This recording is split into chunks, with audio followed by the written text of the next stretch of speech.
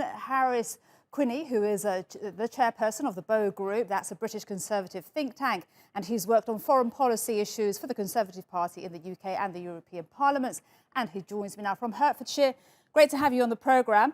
Should we be worried about this situation that's developing near Jersey? We've got French military ships and the Royal Navy there. Not from a military point of view, no. I mean, I think a lot of this is much ado about nothing. We have a major election taking place in the United Kingdom today, and my suspicion is that Boris Johnson perhaps saw an opportunity to flex his muscles and look resolute and in control and look to be standing up for British fishermen and British fisheries. But I think almost all of this, in terms of the military side, is theatre. There are, of course, deeper issues about UK fisheries and the EU trade deal. But I think the idea that we're going to war with France is a little overblown.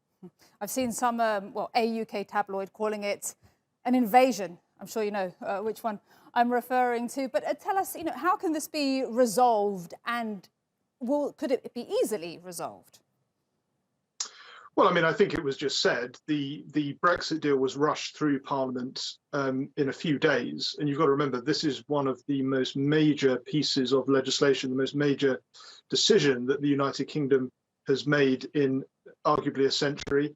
And there wasn't enough time to scrutinise every aspect of the deal. The Bow Group, the organisation that I run, raised 10 points of concern over the deal, including Northern Ireland, which is another matter, including immigration, including trade, and including fisheries.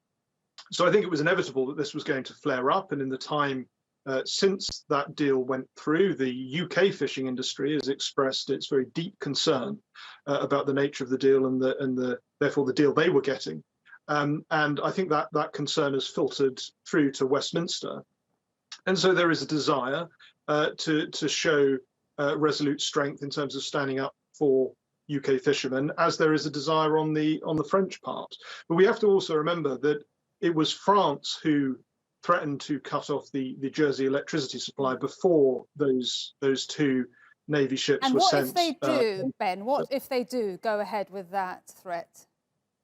Well, I think rather than seeing a military conflict, what you will see is the seizure of French energy assets in the United Kingdom. EDF controls a large part of our energy grid. They own several power stations and part of our national electricity grid. And I think if they were to cut the power off, then the UK government would take the move to seize those assets, which would be a huge multi-billion pound or euro loss for EDF. I don't think that will happen, but if anything will happen, it will be that rather than a military engagement with France. And we've seen the EU calling for calm. The French presidency also saying that they're keen the situation doesn't worsen, even though that threat has been made. But exactly where do you see this going next today and in the next, let's say, 48 hours?